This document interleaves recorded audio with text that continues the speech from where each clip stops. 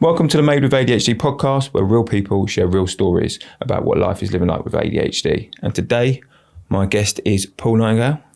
How are you, Paul? I'm not too bad, mate. Not too bad. Looking forward to it. Slight apprehension.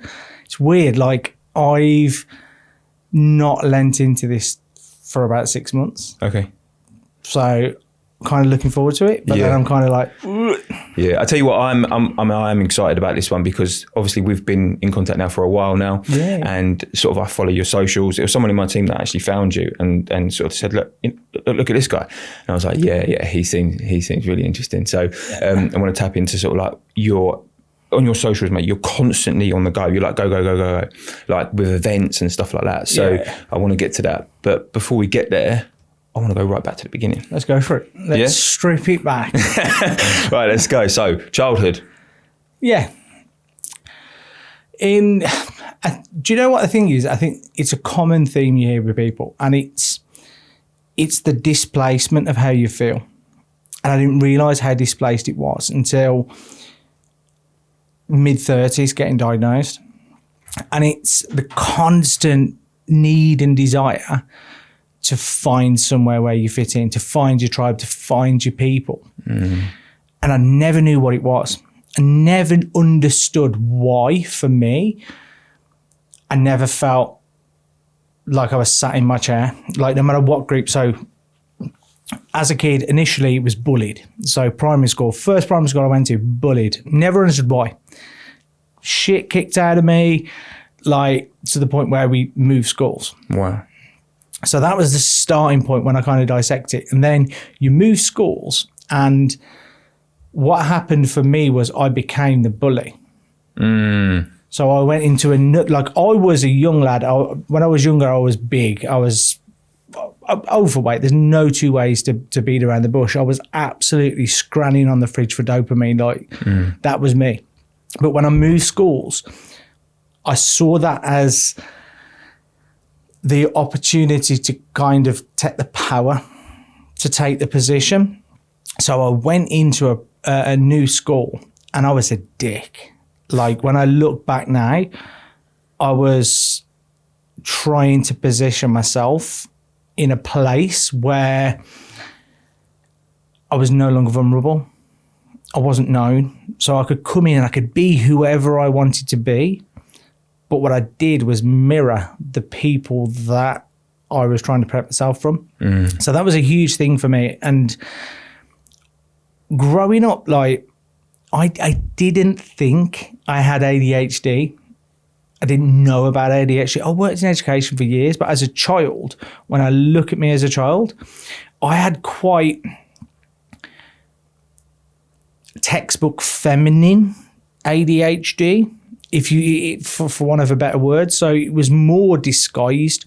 A lot of my stuff wasn't the typical smashing things up, kicking off, doing all that. I was such a deep emotional character. Struggled to deal with it. Externally put on the performance, I'd sit at home and I'd just cry on my own and try and figure stuff out. And I think as a child, I didn't know. I was just told you're overthinking. Too much depth to what you're trying to do. Why are you dissecting it the way you am? See it for what it is and not what it's not. But actually what I realise now is what it was to one person wasn't what it was to me. And I think I wasn't a bad kid. I was constantly in trouble. And it was for acting up and creating a scenario in which I got external validation from my peers. I wasn't victim. I wasn't vulnerable. I was just being approved. And the more someone laughed at me, the more I let into it, because in my head, I was moving further away from vulnerability and more into acceptance. And it's mad how I never saw that. Never, ever saw that at all. And what sort of age were you when you sort of started to figure that out? 34, 35. Right. So like that's a whole, like looking back of your actions and how you was. Yeah. And one thing I've learned through all the diagnosis process and stuff is like I'm ADHD, so I found out I had ADHD first and then autism second. However, when I started looking into it, every professional that I'd met was going, you need to look at autism first, you need to look at autism first. But for me, autism was that girl rocking in a corner with pigtails, braces, ear defenders. Like it was the typical image that was given to you. So I was like, no, ADHD, that's where we're going to go because it makes sense. And it's the unpacking after that. I spent years, like I found out like my special interest is psychology, human behaviour, body language, the mind, people's actions. And it was actually people in the diagnosis process of ADHD and autism that pointed out to me, like your obsession is reading other people, understanding other people. I'm like, what do you mean? But that's what I've always done from a child. I need to be able to pick up on your cues. I need to know if I'm doing good, am I doing bad? I need that direction, and I've done that all my life. So then to find out ADHD, autism, it kind of goes, that's where it makes sense. But the problem I faced, 35, that's 35 years of damage. 35 years of searching, 35 years of trying to find a fix, trying to find like how you sort out what you're experiencing. But for years you're experiencing it in silence because you haven't got the words, you haven't got the vocabulary to tell people what's going on. It's mad. It's a long, long ride. Yeah. And I mean, from finding out that obviously the autism is there, and then being told that like what it is that you do, where you try to look at people and catch on to their cues and read body language. How did you find that? Because people with autism tend to struggle with that, don't they? Reading people's emotions and how they are. How did you get on doing that? I think what I've learned is, although a lot of people assume that reading other people's emotions is one of the biggest flaws with autism, and then with ADHD, people will say you can't press the stop button. But that combination is chaos and analytics. Right. So I'm living in chaos with the ADHD, and I'm getting dopamine from it. I'm getting the kicks, I'm getting the highs. But then I'm stepping back and I'm observing everything that's going on. Yeah. I'm taking in. If I see somebody get approval, I'm going, that's how I get approval. So although I don't understand my own emotions and I can't process the emotions to understand where they're coming from, objectively I can see other people creating a response, and therefore if I start to form a version of myself based on what's going on with them, if that's how you kind of build that masked profile, because other people are giving you the visuals of what you need to do. So it's not necessarily like the understanding the emotion side, and I think with the ADHD side as well, like it's fundamentally building your own profile based on what you've seen as being approved and accepted and understood. Because you're lost. I never realised how lost I was. I remember like I was friends with, and these people I speak about, like they were all good people. Like I positioned myself with the popular kids. I positioned myself with the hard knocks when I went to high school. So the transition was primary school to another primary school. Then I went back into high school with a lot of people from the primary school. But I've learnt a lot there, but I positioned myself with the people that previously were the bullies. So you put yourself in spaces that are safe. But I always remember like every scenario sitting there and going, almost like I was stood at the back observing rather than actually being involved in what was going on. Yeah. And that's kind of the detach I've had to learn to understand. Wow. So then leading on from your school days, what did you do when you left? See, when I went back to high school, I'd become the person I was in primary school in a way, but with what I'd learnt elsewhere. So I was no longer bullied, but I was the dick. Like I was the performer, I was the bravado, I was the one that would bring the entertainment, the one that would lift the class up. Mm-hmm. And I suppose them like textbook kind of ADHD traits when you look at lads. But I didn't know how to be any other way. I hadn't been taught, I hadn't been guided. But all under that, I was an emotional wreck. You're going through puberty, you're hitting a stage in your life where you're trying to find who you are. At that stage, you're going into exams, high pressure scenarios. And the only way I could deal with how I was feeling publicly was to act out. And I see that now, I see that as an adult. But the problem with that cycle of acting out is every time you're in a position like that, people assume you're acting out. Nobody looks in and goes, why? What's going on? What's happening behind what's causing that? You're just pigeonholed as that troubled person. I like Nightingale means nothing in the biggest public, but where I'm from, my family has got a history of criminals, substance abuse, people stealing, people going to jail, hard knocks of the estate. So a relative of mine would have been considered the cock of the estate. So I'm one of the youngest in the generation of cousins. So automatically people wanted to fight me, and I had to step up to that and live up to that and become a name and become this. So again, it took everything further away from actually who I was and become who everybody else was expecting me to be. Yeah. Wow. But for you to have that understanding now, like, and then like looking back, how does that make you feel? Like everything that you went through as a kid, and now having a full understanding of that, would you do what would you do differently? I don't know. Like people have asked me before, like if I'd have got diagnosed when I was younger, would have things been different? Yeah. And I don't know is the honest answer. I don't think I'd be the same person because everything I've gone through has been a learning point for me. It's give me an opportunity to experience other aspects of life or the world that we live in, or my life, my character, who I am.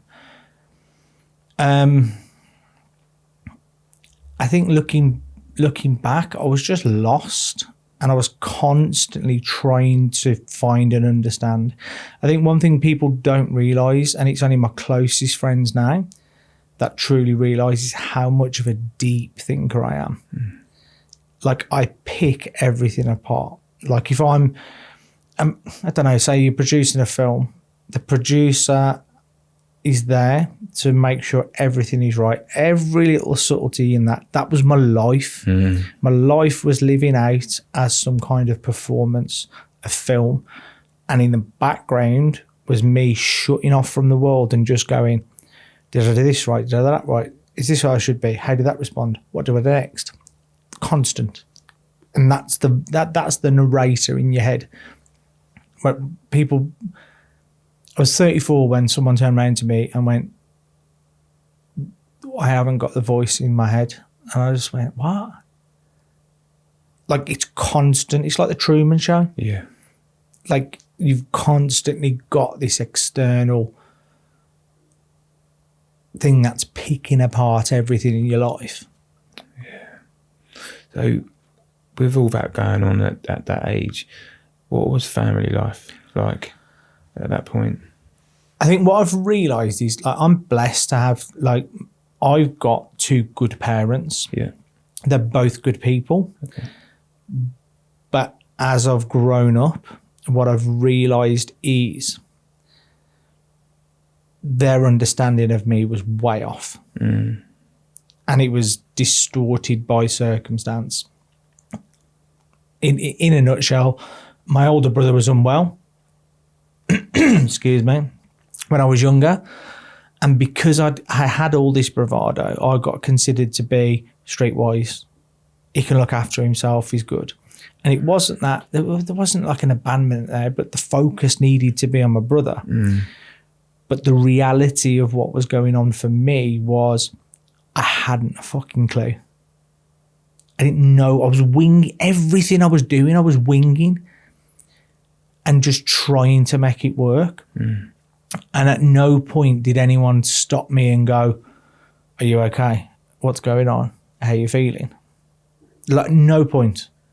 It was either, "Why are you being a dick for?" Punishment, detention, suspended from school, this, that, and so that. It was just a cycle of punishment all the time. And me being clueless, like, what the hell is going on here? What do I do to change it? Like, I'm just so confused. Yeah. So being that lost, like, at those early ages in school, and then not really, shall we say, you know, having the support, but not the support you needed at home. I mean, where did that take you? I mean, when you sort of like left school, what did you do from there? I think, well, I got into sixth form in the end, and it was only by chance. So when I was 15, I got attacked, I had my jaw broken. Oh, right. And when I look back now, the reality of the scenario, I found a skipping rope on a local library, saw a skipping rope, my brain went, I'm going to skip down the road, be a dickhead. Grabbed it, done it, unbeknownst to me, some little girl had gone home crying, saying she'd lost the skipping rope. Dad turns up, punches me, breaks my jaw. Right at the point of my GCSEs. So I'd been trying to get through schooling, trying to get to a point where I'm just, in my head, I'm going, if I get over this hurdle, I'll get over this hurdle, get the exams done, and then I'm free. I'm free from this institution, which was, it just didn't work for me. When it worked, it was amazing. The lessons I loved the teachers that I got on with, which strangely were the strict teachers that were like militant, robust, consistent. Loved them. Knew where I stood with them. Any flex in any teacher, or on the opposite, young teachers coming through thinking because they got a certificate, I've got to bow down at them and say, well done you, you've gone through university. Now the respect starts now. Show me you're a good teacher, not that you've just got a script and a cap and gowns. That's where I struggled. I hated any level of authority or authoritarian position without it being qualified. And I think within the school side of things, when that happened, I was told, right, you'll get your predicted grades. Now, I knew my predicted grades were just passes. I'd worked hard, just getting passes. Come to exam day, turn up, get an envelope, nothing on there. Fail, fail, fail. The only GCSEs I got, which I'd sat, were RE and music.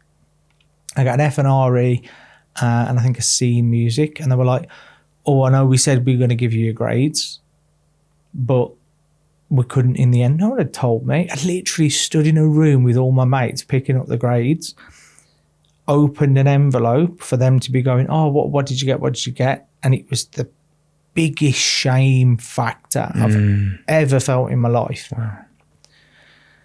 Wow. And it was because they'd cocked up, they got me in sixth form. Like, they shouldn't have let me go in, but there was a bit of a kick up and stuff. But then I was kicked out of there by Christmas. I was gone, running down the corridor, shouting rape as someone's chasing me with a tea towel trying to spank my ass, obviously. Standard behaviour, like, because rape's the word you're going to shout. But at the time, I'm like, this is hilarious. People are laughing at me and I'm lapping it up. Because I've got nothing to back myself with. Only the approval of other people. Yeah. And it's a mad twist of fate. So in our local area, we have something called Connections, and that's like the careers guidance service. And like, I'm from a very working class family, like grafters. That's the only way. Like, my old man is a grafter. He's never had the highest positions in relation to, he hasn't gone like managerial or done this or that, but one thing for our old man, he's a grafter. So I've always had that example. And then kicked out of sixth form, and they're like, there's your bus fare, there's a sandwich, piss off out the house and come back when you're telling us exactly where you've been for a job. Very old school mindset of you knock on people's doors till you get a job. But it was different times. And 12 interviews went through, being told, no, you haven't got the grades, you've got a lot about you, but I haven't got the grades, you haven't got this, I haven't got that. So it was coming to haunt me. And I ended up getting offered a job by the career service. It was mad. And that's where kind of everything started for me. The career service went, we've literally spent hours with you. So I'd go up and I'd spend 5 hours there, hyper focused on getting a job, because that was going to be something that made someone proud, which meant I was doing good, which meant I was validated, which meant everything else would click into place. And I was fortunate. Many aren't. But that's kind of where everything started to change career-wise. Okay. Because you had something, you had purpose. Yeah. And what did that give you then? Where did that lead to? It gave me the ability to pretend like I was someone. I'd put on a suit, put on a tie, I'd go to work, because that's what I thought. I think everyone's looking in going, oh, he's got a shirt and tie and he must be doing well for himself. Bullshit impressions of what success looks like, but very immature as well. So I'd go out, I'd get on the bus, wearing my suit and tie, have people walking past going, look at that dickhead in a shirt and tie. But for me, in that moment, it felt like somebody. Felt like I'd done something. And you go in, and it ended up, I was an administrator. Like a dickhead, I was like, I like computers, so I'm going to like admin. Bullshit. Like, best people, worst job I've ever had. Really? Sitting at a desk, like literally living your life from a to-do list that you don't want to do. Your brain ain't clicking into, and people are going, oh, well, you need to get this done by this time. And my brain's going, nah. Like, ain't happening. Interdisciplinary. You're not performing where you need to be, or you're not doing what you should be doing. And I'm going, I ain't stopping working, but because I'm blocking out doing what they want me to do and what they need me to do, and I'm doing things that I enjoy, that add value, but not getting the do list, it's like, you're going to lose your job. You're going to lose your job. And I'm like, fuck, here I go. I'm a no one again. It's that cycle. Yeah. And I ended up working in education, and it was weird. Like, my brother went to uni and he worked damn hard. I'm arguably more academic than my brother when it comes to like a natural. My brain leans more into education, whereas my brother has to really work hard. So he went through uni, got his teaching degree, went into teaching. And then I end up going through another route, and I end up working in education. I'm being trained as a teacher. I'm doing all this stuff. And I was like, how the fuck did I get here? But then I ended up teaching the naughty kids. I ended up teaching the kids that other people struggled with. I had them on lock. Absolute lockdown. And it wasn't magic. It wasn't some kind of wizardry shit going on. It was me teaching people the way I needed to be taught, speaking to people the way I needed to be spoke to. And that just kind of changed, where I honestly thought, and this is no disregard to anybody that works in a manual job, because every job needs to be done for the world to move around. Or I am a manual person. Like, I ain't picking up tyres and shit. My dad used to work on trucks, get the tyres off, loved it. Mate, now, like, I ain't about that life. But in the twist of events, I ended up becoming an educator to people that struggled with education, just like I did. And that was the first glimpse of where I went. Why am I connecting with these students? Right. What is it? Didn't know. No idea at all. But I knew I had the ability to put the kids that would have been in the same box I was in a situation where learning was happening. And it got my thirst. That's where the drive to work in education come from. Okay. So when you was doing that, did you sort of recognise yourself in some of the kids that you was teaching, to the point where it made you sort of like think back? to those times? Do you know what it was? It was like, it's for me, language is massive. Like the type and approach of communication for me is huge. Okay. If someone comes at me and it feels like they're coming at me with fists, accusations, they're making assumptions for me, suggesting things that aren't the truth. I have got such a oppositional defiant profile. It's untrue. Okay. Like if someone comes at me and they're challenging me, there's no flight. I'm fight. And when you realise you've got other people there who are similar, naturally I spoke to them in a way in which I wanted to be spoke to. You know yourself, like we spoke before and you said you were similar with language. If you feel like someone's coming at you, there's no rationale to think why. It's like, let's go. Okay, I'm up. Yeah. It's that mentality. And I don't know if it links back to when I was a kid, that whole, your family is the cock of the estate and you've got to step up to it. So the mentality of boom, right, someone's at you, you're stepping up. Constantly having to 1 foot forward, let's go. And that, it changed a lot. But it's stupid because I've worked in education and careers for 20 years.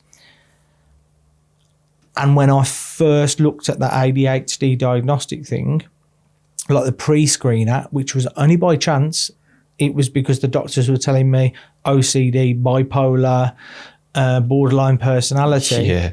Yeah. Like they had me being a nutter. Like I was mashed up and just looking for help and an answer. But it was that old process that made everything else make sense. It started to click into place. Yeah. And that, what you just said there makes so much sense. And I can relate to that so well. Going from that and now sort of finding your purpose in helping in, you know, these kids and stuff. What was life like outside of that world? I mean, sort of like any relationships, social life? Yeah, I think socially, I still sat in that space where people would invite me along because they know I'd bring the show. Right. I'd bring the fun. I'd bring the energy. I'd be the one that would wake up in the morning, look at my bank and think, why have I spent 300 quid? And it's because I've got everyone else pissed. So I'm not the focus. And then I can just watch everything else move forward. Because up until that point, everyone wants me to bring the show. Everyone wants you to entertain. Paul's funny. Oh, he's such a great at watching me just this. Oh, he danced on a table once. That means he's going to dance on a table every time he's out because that made somebody laugh. But I'd just be a broke-ass bitch and everybody else would have such positive things to say about me, which is great. But myself, ripping myself apart. I'm so, why am I a dickhead? Why have I done this? I feel like this, the shame, everything like that. And that was the social aspect. And I use this analogy. It's weird. So my 18th birthday party, probably about 400 people there. Huge room. 21st, about 350. 30th, 150. If I had a party now, I'd have a table at a restaurant. And it's because the lens has changed. I no longer need everyone in a room to put the attention on me to validate and qualify who I am or what I am. But then I needed it. No two ways about it. I needed to feel liked, popular, accepted and part of something, because deep down I felt part of fuck all. And found my lane. So Paul, like, let's talk about the exhaustion in that.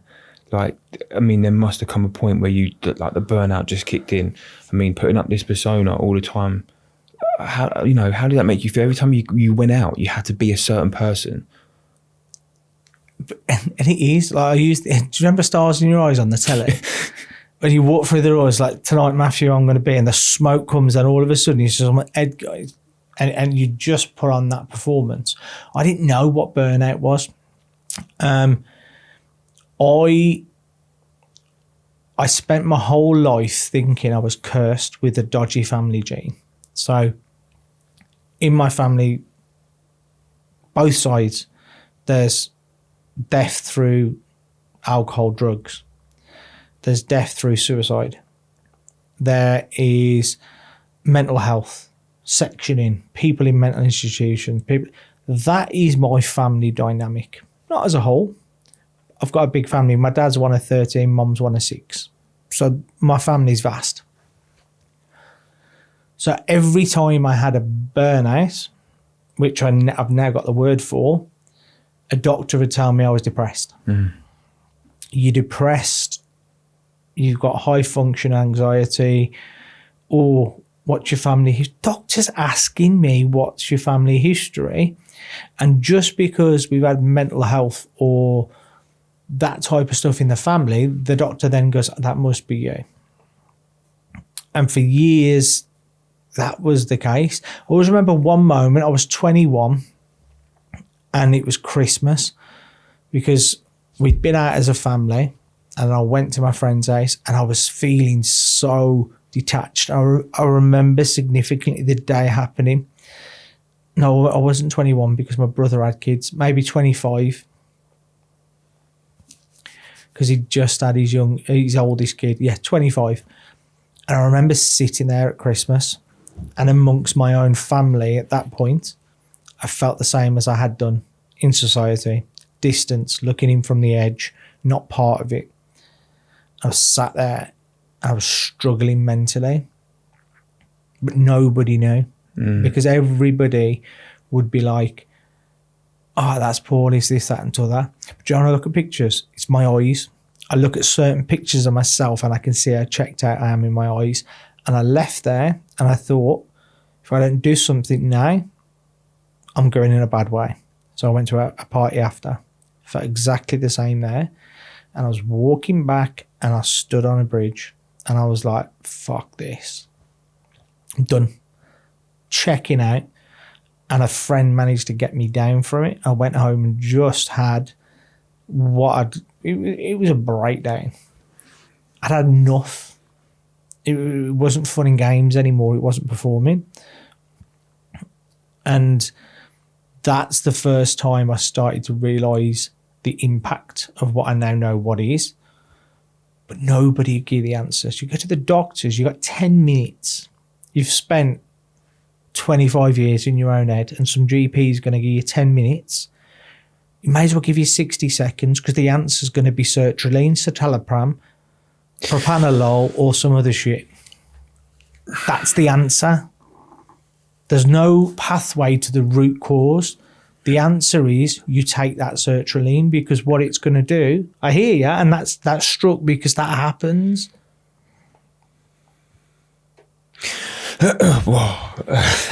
Sorry, mate. No, don't ever apologise. Like, we've spent years apologising for emotion and feelings. Like, this is not a space where we start saying that between us. That there is so relatable, and this is why I've done this podcast for people like us. And there's so many people out there that experience exactly what you just said. In that minute there, what you just explained, like, there's so many people out there and they're in the same situation, going to the doctors, being told you got depression, being prescribed X, Y, and Z. And actually deep down, they don't have a clue what's going on in here.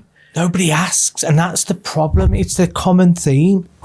No, but nobody these days have got the time to ask the question of what's actually going on. And you got me going there, but that's okay. I'm okay with emotion. I'll go back to the teachers I mentioned earlier. And because of how my career went, I ended up becoming friends with quite a few of them. And when I look back now, the one thing they had for me was time. Yeah. They held space for me. Yeah. And they didn't always have to agree with me. They were always sure to tell me when I'd done wrong.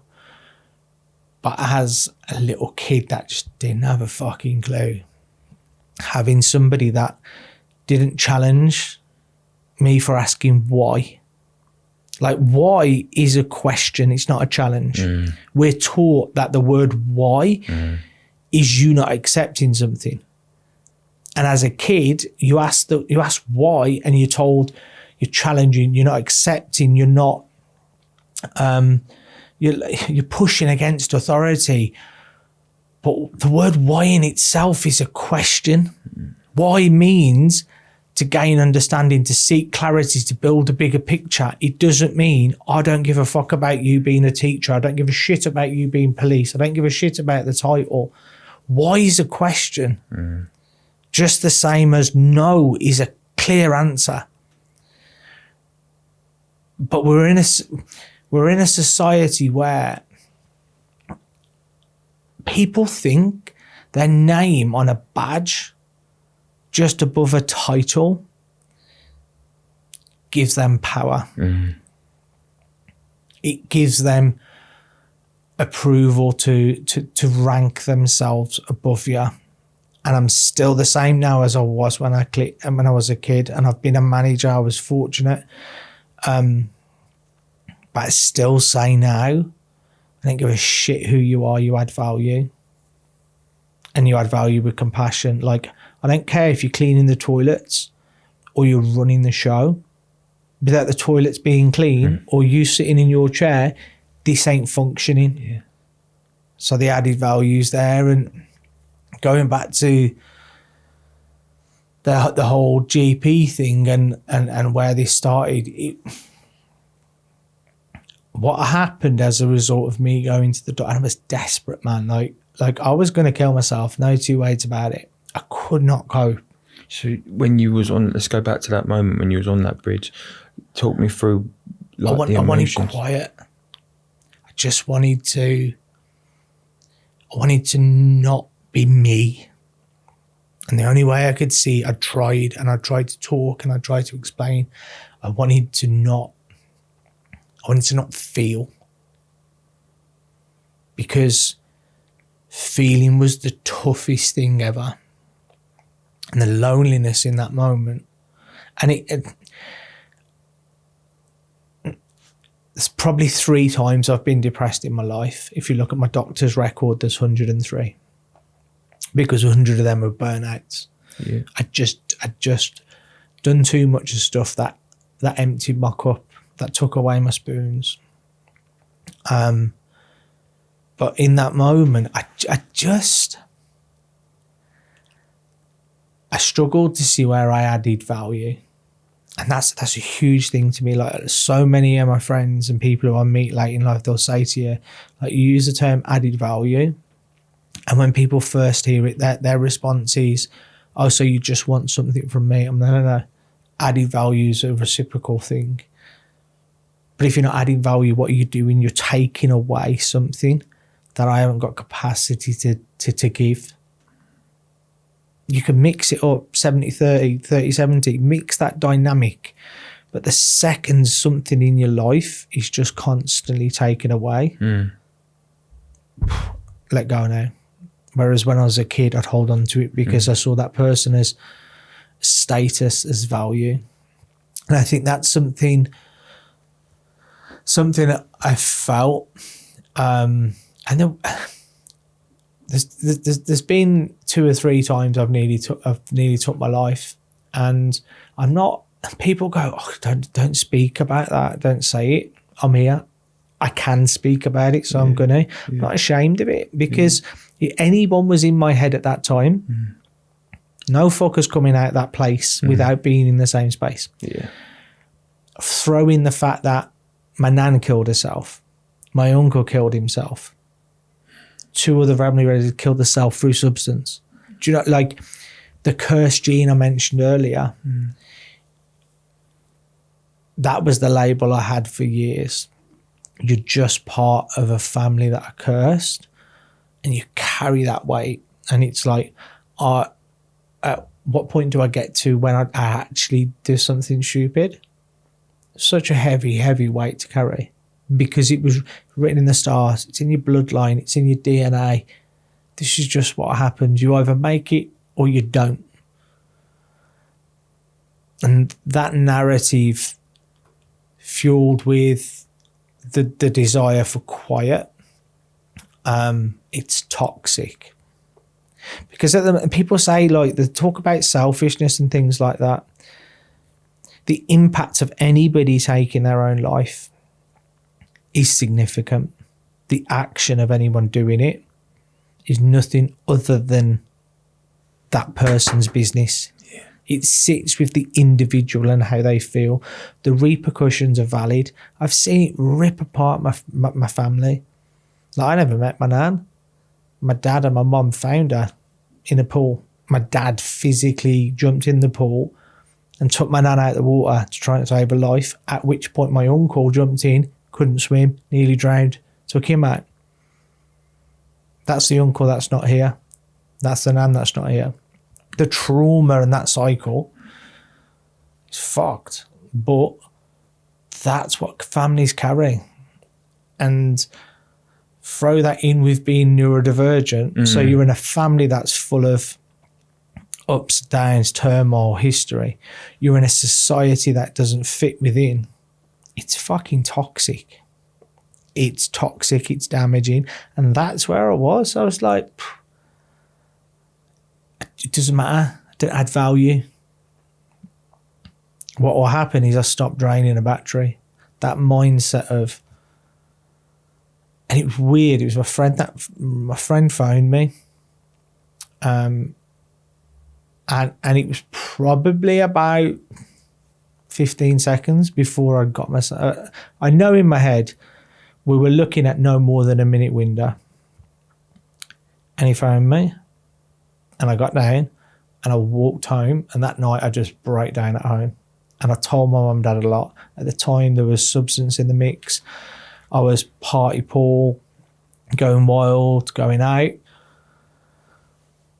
But when you're on shit, when you're younger, it's the quietest moments in your life. I was never rocking in a corner off my tits. I was sat there thinking, fuck me, this is incredible. I wasn't gurning my face off. I was sat in peace. And that's the cycle. You go, like,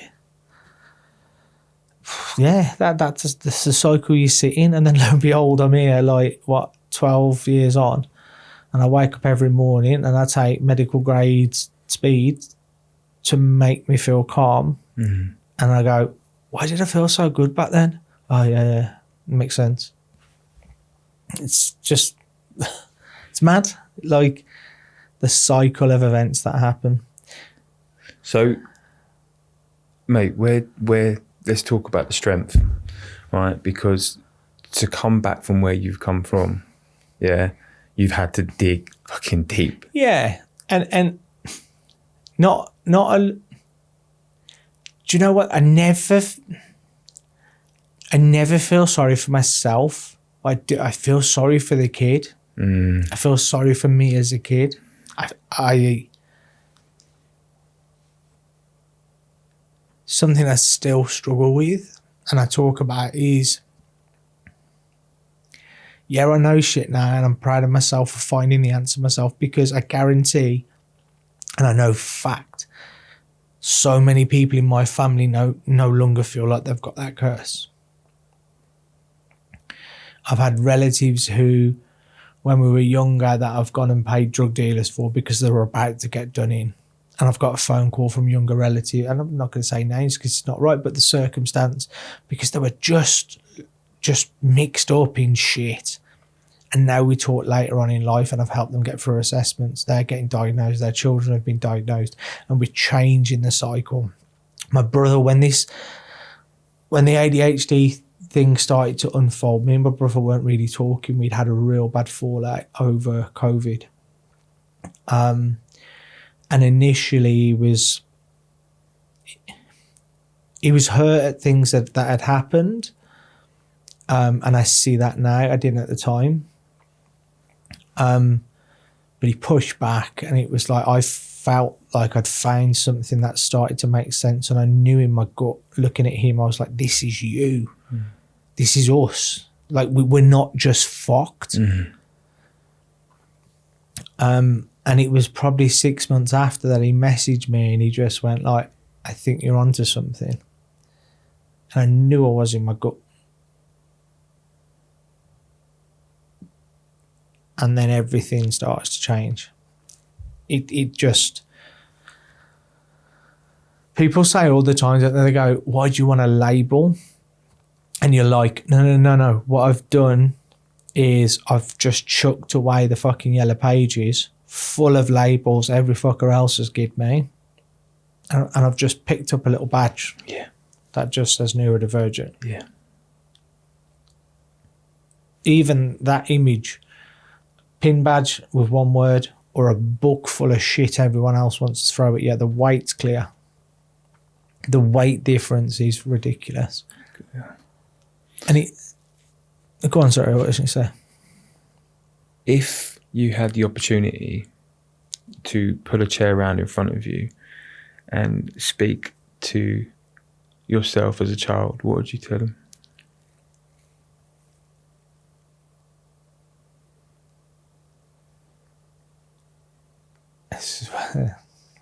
That's where I still struggle, because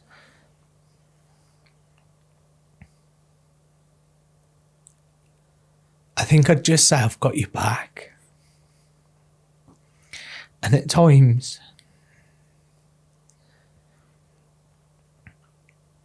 no one else did.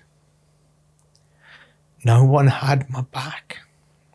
And it wasn't that no one loved me or no one cared for me. No one backed me the way I needed to be backed. I think I needed to hear that you're safe. You're safe. It's okay. You're safe. And I think that's a huge thing I still struggle with. Like, if something goes wrong, the feeling of exposure and vulnerability is ridiculous. It's crippling. And people don't get that. And when I say this, it's not like some people will go, you don't understand. Of course you don't. If you've not experienced and you've not felt that, you're not going to understand. But I don't understand your shoes you've walked in. We might have sat in the same bus stop. We've not wore the same shoes. Somebody else, then getting lifts, they even sat in the bus stop. Everything's different, and it's relevant, and it's relative to the individual. But nobody ever just went, I've got you. Yeah. I've never felt that in my life. Even past relationships and things like that. I've been in relationships with good people that I'm still friends with now, and I've been in relationships where I can learn from it and reflect on it. But the one thing I know through looking at it is, when I let somebody in, I've got you no matter what. No matter what, even if I disagree with you, we're having the conversation. Any fucker else, I'm coming from you. If they're coming for you, I'm going for them, then we'll talk. That is where my loyalty sits. And there's not many people in life I've found that occupy that space or the same shared value. Yeah. And it is to do a lot of, you know yourself, like,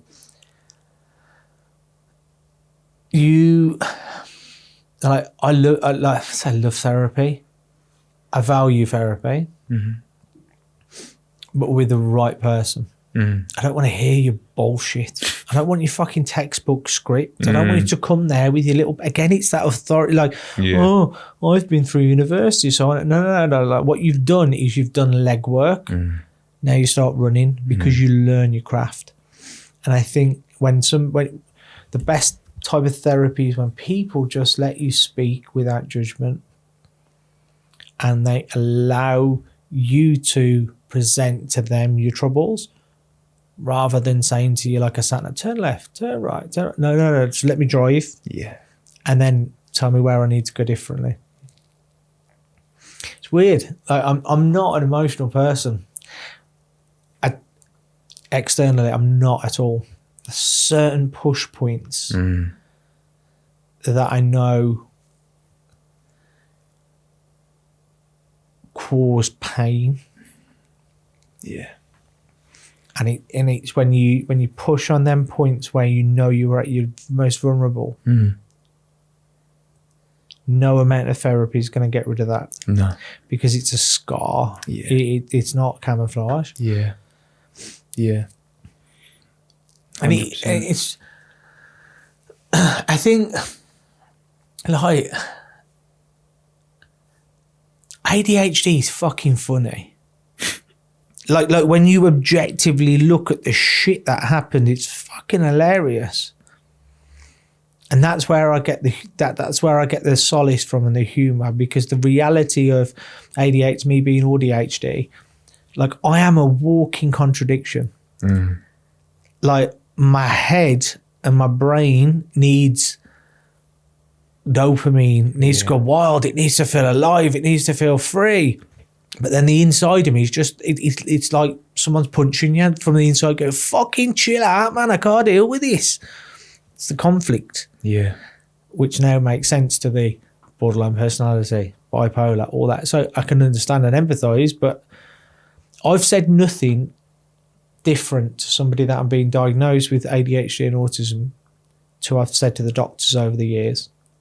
The significant difference was time, willingness to listen, and no preconception of take the drugs, take these. Yeah. Oh, that's making you feel bad. What do you mean you feel depersonalised? Take this will pick you up. Oh, you can't sleep. Have that one. Oh, you're having a bit of anxiety. Oh, you have that fucker and all. And you're just rattling. Yeah.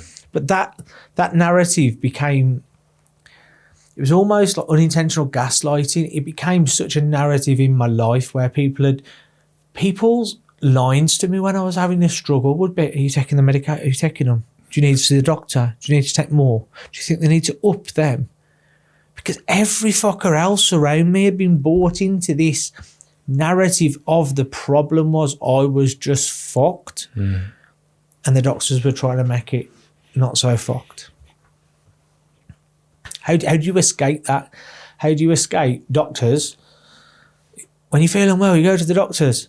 Oh, actually, when I look at it now, the doctors made me feel unwell more. And then when I told them how unwell I was, they went, oh, actually, let's have a little experiment. It's fucking, it's batshit crazy. Yeah. Like, the doctors can't prescribe ADHD medication because it's a controlled drug and they're not specialists. I asked my doctor outright, I went, did you train in mental health and chemicals of the brain? He said, you're a specialist. No, I'm a general practitioner. Why are you giving me that so freely, but you're pushing back a shared care agreement on something that a professional is telling you will help? But you'll give me all that shit. Yeah. It's bad that, look, sertraline works for some people. You look at the statistics, 67% of people that are neurodivergent have an adverse effect to it. Because what happens in the brain is what it's meant to do, which is increase the serotonin, which is the happy chemical and all that. It creates a conflict in the brain, which sits in a place where my understanding of what I've read is it numbs the dopamine receptors more.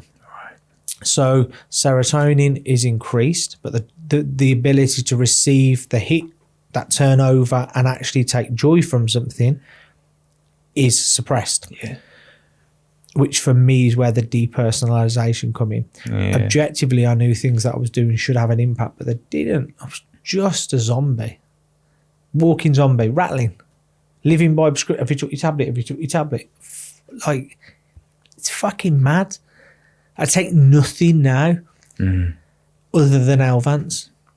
So how do we go from that place to picking a mic up and hosting events full of thousands and thousands of people? It happened slowly. So I've always been somebody that liked to perform. And it's weird, like my favourite character of all time is the Joker. Okay. And I could watch the Joker with a group of my friends, and some of them would go, he's fucked up in all, and my response is, but what happened? Yeah. What was the starting point? Yeah. We're not born fucked. We're not born that way. So I've always had this obsession with the Joker. From the performance side, it happened by accident in a lot of respects. So my brother had booked a comedian for his Christmas party at work. The comedian came, was shit. He went home to his now wife, then missus, and she went, oh, if you think you're better, just do it yourself. My brother, clearly ADHD, not diagnosed, but it's like he knows it, it's textbook. He just went, I fucking will. So he went and he did a comedy course and started doing stand-up comedy. And then from that, I am the typical ADHD. If I see something that can make money as a business, I'm like, let's do this. And I was like, why we're not scaling this? And he's like, what do you mean? I was like, you're running a gig there, doing that, and you're making X amount of money. Let's scale it. So then I come in and Can Comedy, from that point, grew. My brother is the most incredible writer. He's great at delivery and stuff like that. But I think if we was to put on the table, I'm the actor, the performer. My brother's very, very good at writing shit hot material. Okay. So Can Comedy was born, and all of a sudden I'm on a stage in front of people. I'm telling jokes. Can I just grab that point there? I just want to grab that point there because you've gone from the Paul the Joker on a social side of sort of things and realising that actually I don't want to be doing that. But now you're actually doing in front of people for a job, for a business, for a career. How this time round, how did you feel in front of these people? Did it bring back memories of that person you was trying to be? I don't think that person ever went. But I think what happened initially was, like, the comedy industry will pick you up and it will slam you down very, very quickly. First ever gig, smashed the shit out of it. Amazing gig. Second gig was my showcase performance, which was in a theatre, probably about 200 people. Smashed it. Third gig, went along. My brother had drove. I am literally the best comedian in the world. Started getting pissed. I was like, I'm going to have a drink. This is fucking great. Got up on stage, died on my arse. Really? Died. Like, absolute shocking. But then it's called Joke Coke. And there's a comedian called Frankie People. He doesn't do comedy anymore, but he was a great friend of mine. And he said to me, he was like, it's Joke Coke. I was like, what do you mean? He was like, because you get that reaction and you get that feel-good factor and you're chasing it all the time. That's what happened for me. It was toxic, but it was also fueling to create the momentum. Yeah. And that was the first point someone put a mic in my hand. And I was like, right, okay. So I started writing, doing lots. We built the business. Up until the point pre-COVID, we were programming about 26 venues, multiple town halls. We were working with big acts like you Joe Lycett, you Gary Delaney's, Darren Harriot's, like all these people that you see doing tour. Tom Stade, one of my biggest all-time comedy heroes. We stood on a stage with him. And when we started the business, me and my brother are massive Phoenix Nights fans. Okay. And we was like, wouldn't it be great to get so many of the cast together? And that was one of the last gigs we ever did pre-COVID. There was me, my brother, we hosted as the Cheeky Blinders, which was our double act MC act. And we had 7 of the cast from Phoenix Nights. Town hall full of people. And then the following one was Bobby Davro, who was my dad's comedy person when he was a kid, and Danny Postal, who does stuff with him.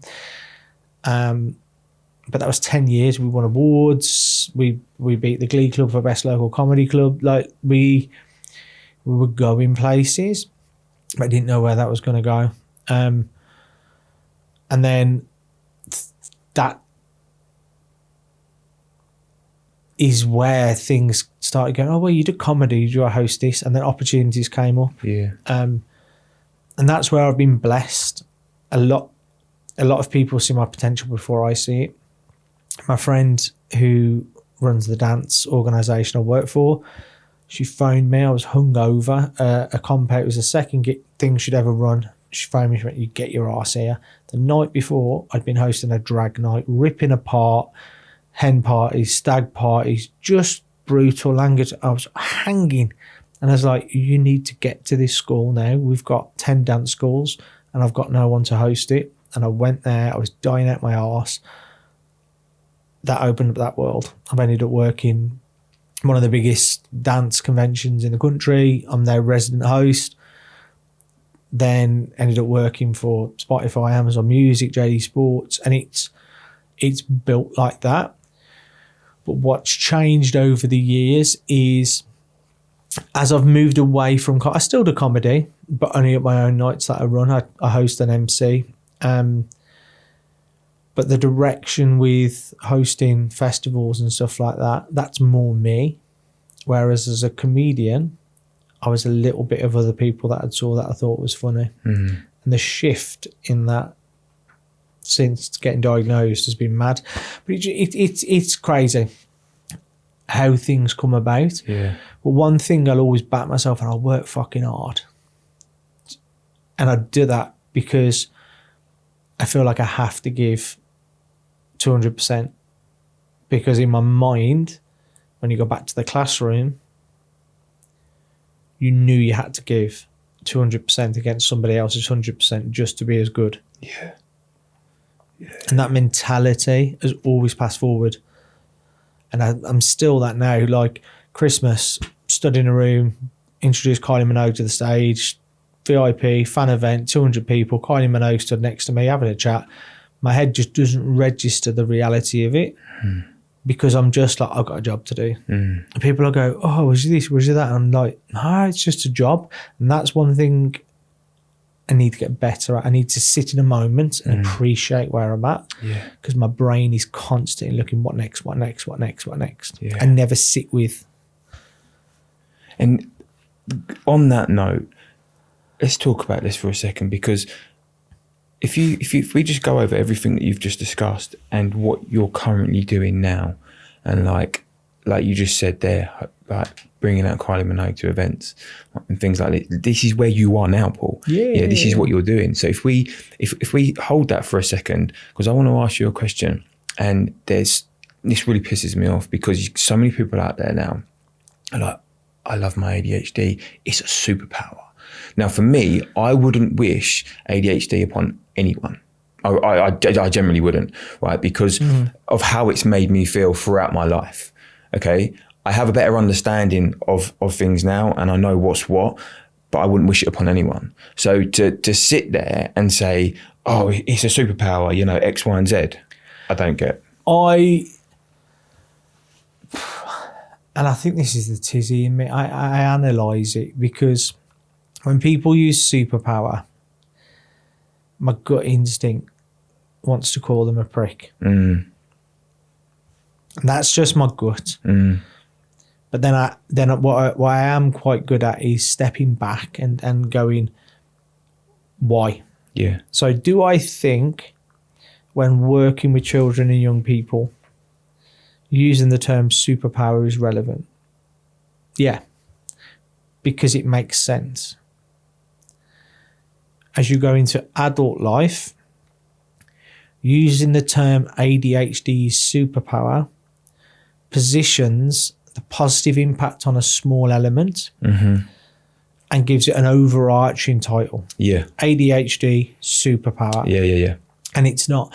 Do I think my ADHD has helped me get where I am and to be doing what I'm doing? Absolutely. 100%. And but actually behind that, it's the fear of not being good enough. It's the internal psychological battering I give myself, and did for years, day in, day out. You're not enough. Yeah. You need to try harder. You must go bigger. You must go better, in a search to be seen. So however much that hyper-focused and that drive that sits within ADHD has helped me get where I am, it also put me on a bridge.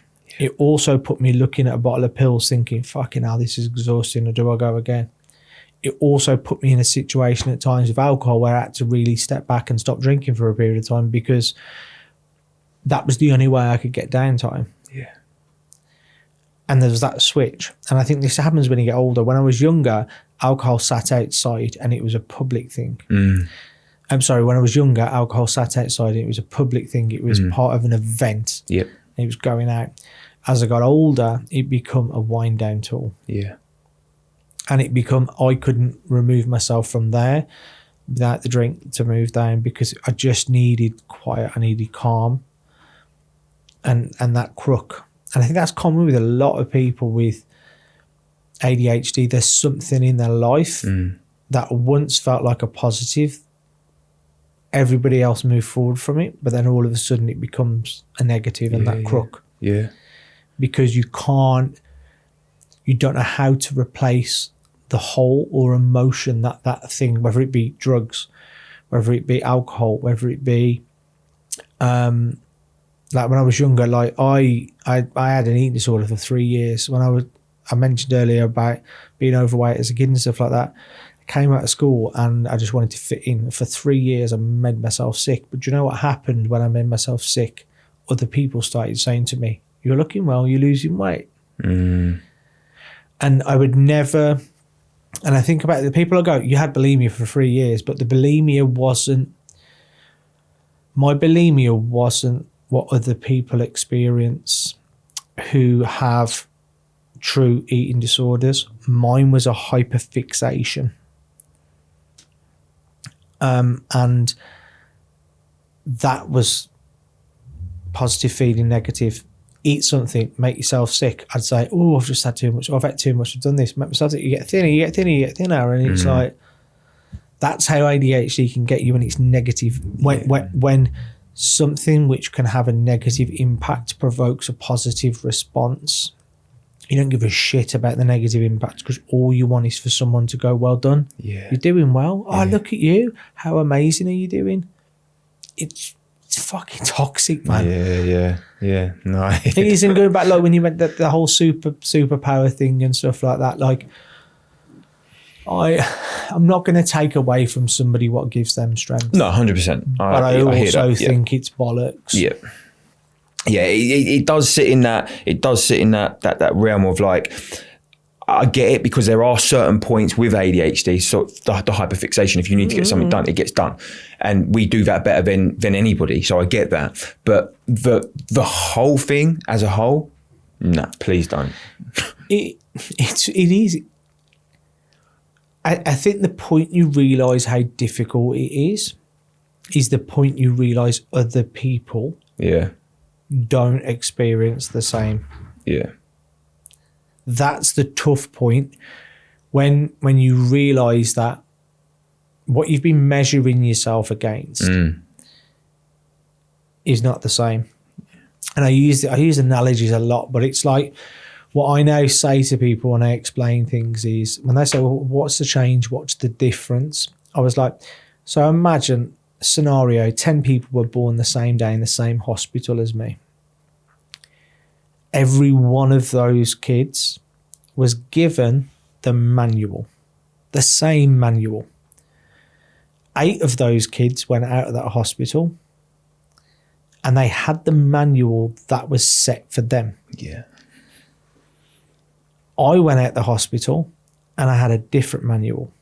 So all my life I've been looking at that manual going, why the fuck does this not make sense?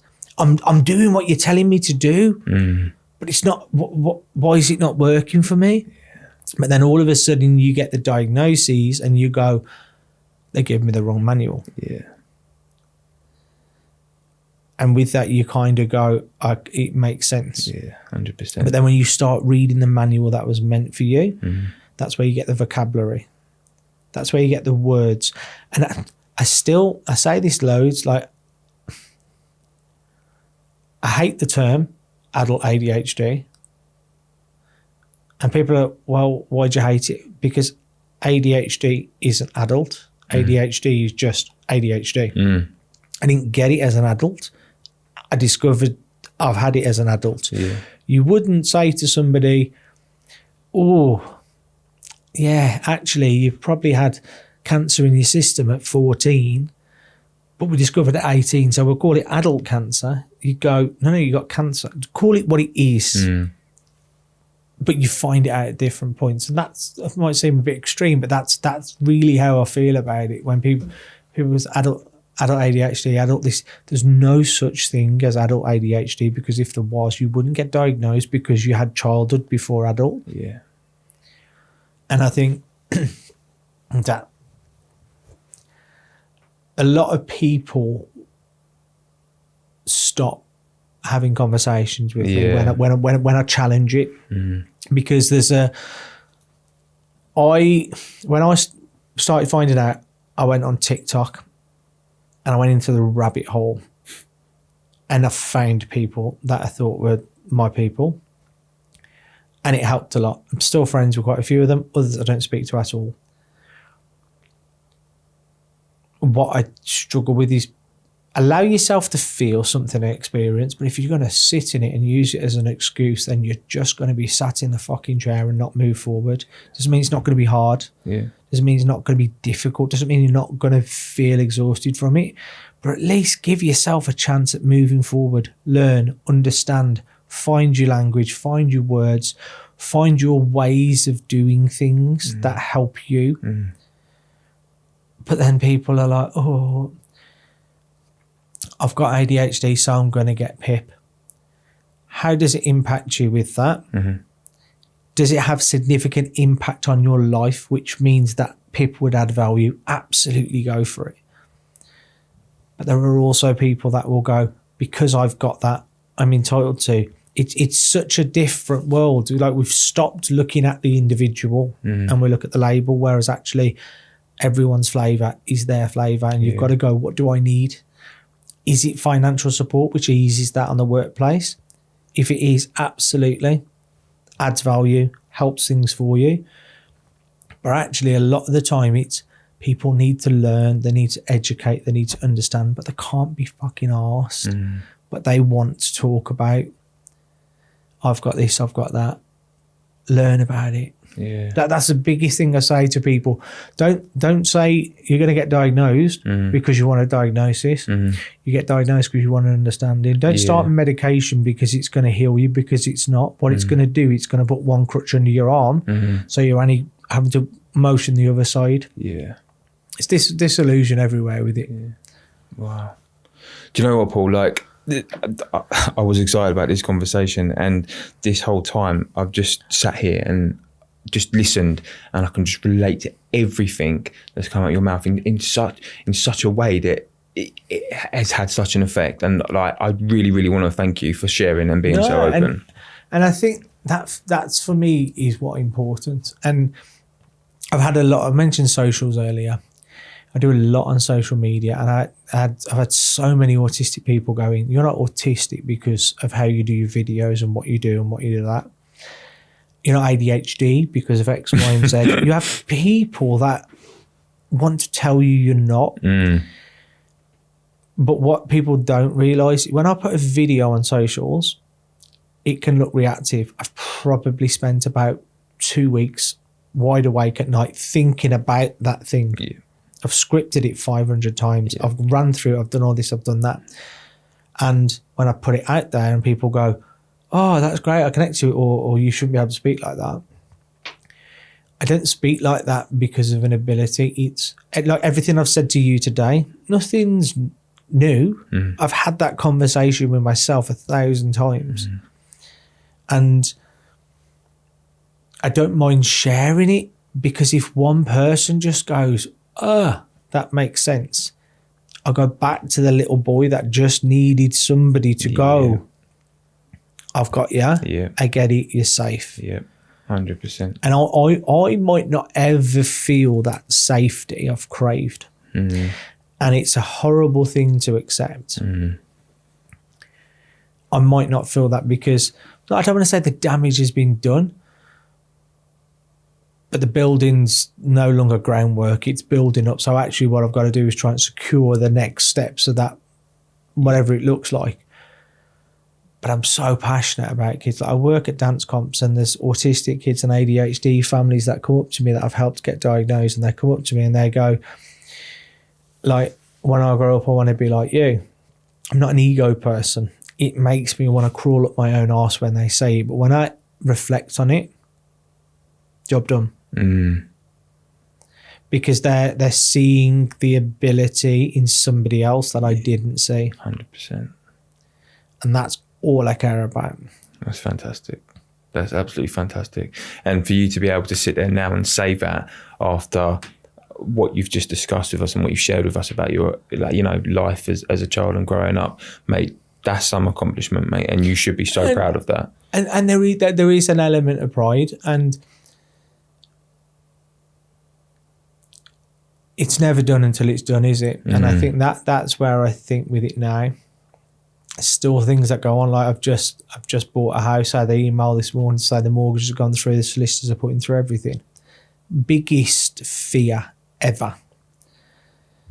Because when I lost everything and I was on my arse on my own, I never felt I'd get there. Now I've got there, my biggest fear is getting it and losing it again. Right. Because externally other people can make judgment. So I know I'm never going to take joy. I can feel pride in a moment and objectively go, yeah, you've done well done.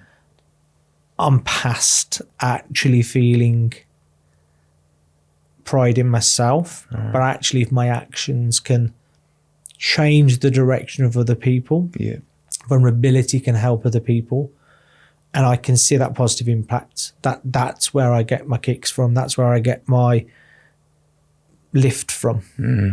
And it's weird because I was always looking out for external validation. Yeah. Now I'm looking at other people to look at the impacts of stuff I've done to validate what I've done. So it's still external, just a different lens. Yeah.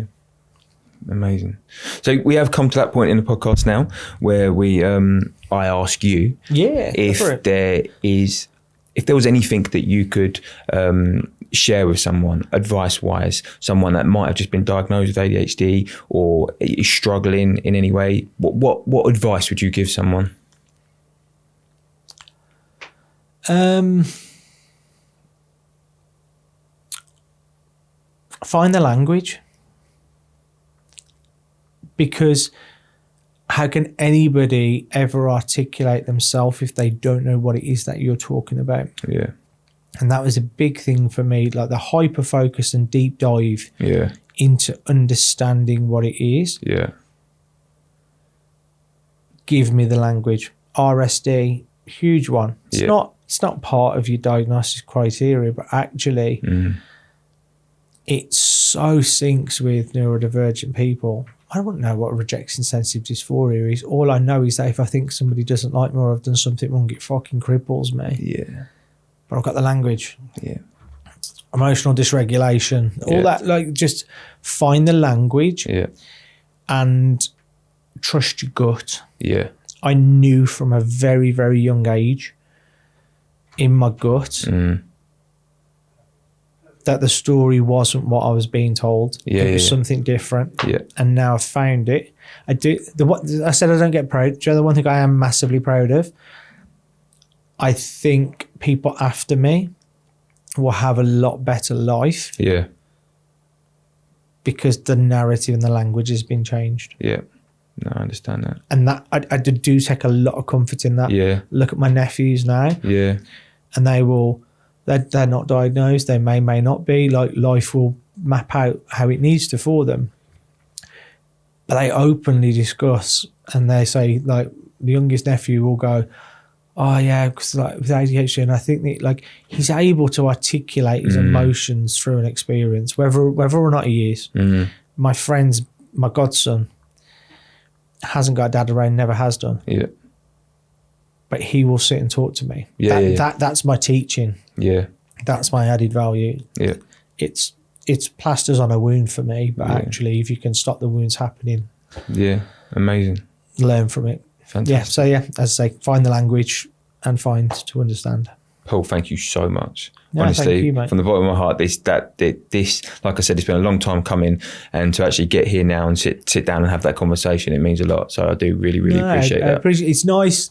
I said to you earlier when I first come in, I was like, I don't know how I feel about this, because I took a period of time away from.